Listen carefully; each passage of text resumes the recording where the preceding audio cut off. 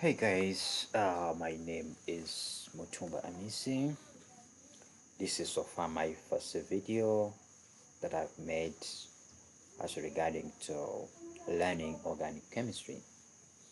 And the first part I'm just going to handle here is introduction to organic chemistry and what's really organic chemistry. So this is a part of or a branch of chemistry that deals with the study of organic compounds. And by that, when I say organic compounds, I'm meaning compounds that contains a lot of carbon.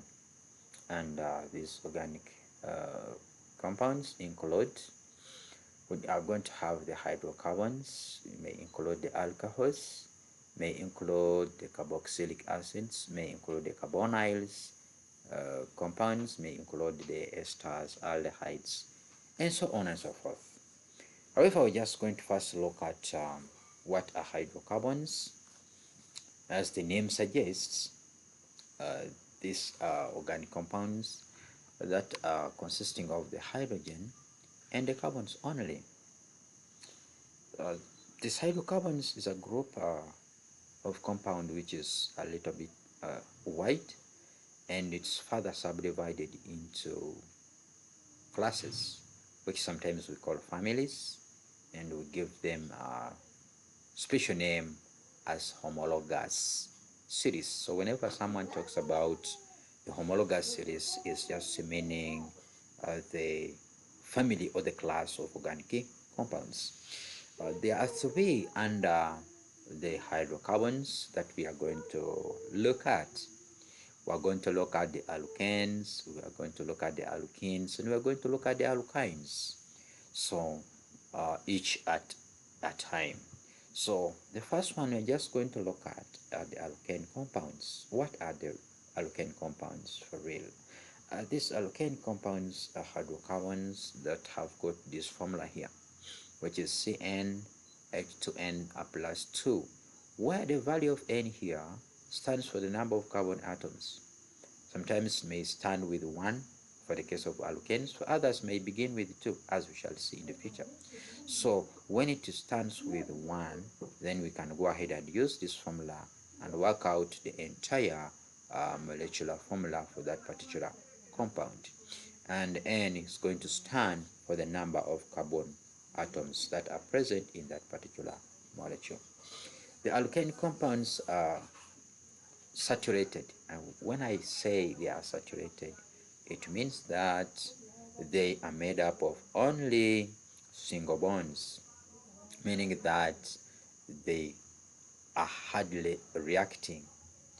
And when I say they are hardly reacting, it means that yes, it can react, but there are fewer reactions that can be undergone by these alkane compounds as compared to other hydrocarbons.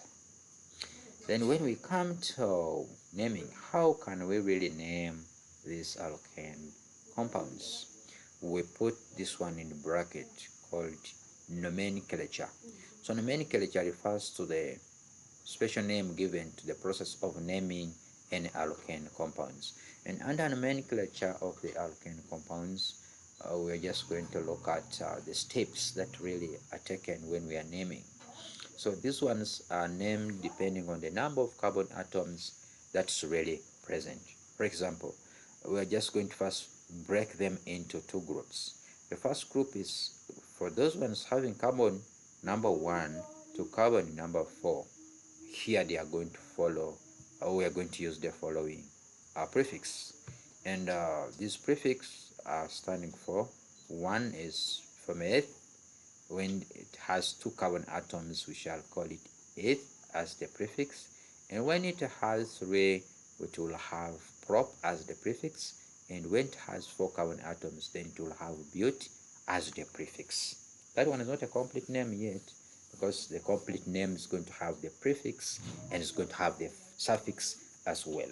So for the carbon atoms ranging from number 5 up to number 10, we are just going to adapt the names of the polygons we all know that the five-sided polygon is called a pentagon. So here, the gon is going to be removed. That is the GON.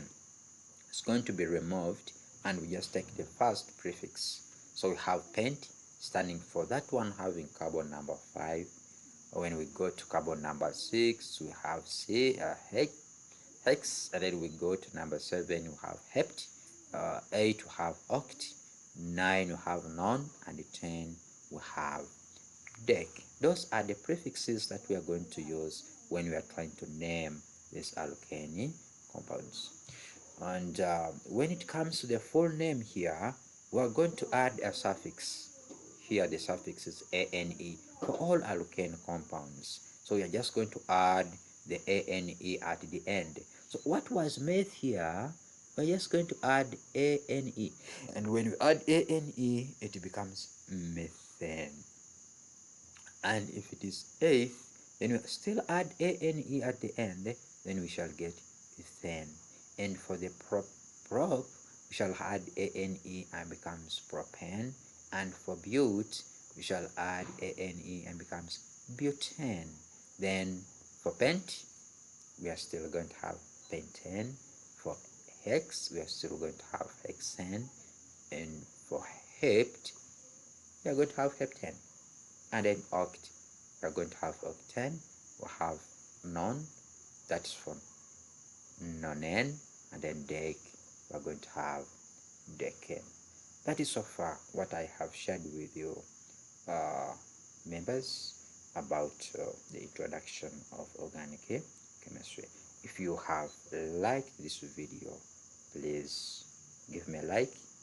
In case you need some more comments about it, you can throw them in the comment section, or you can go ahead and subscribe.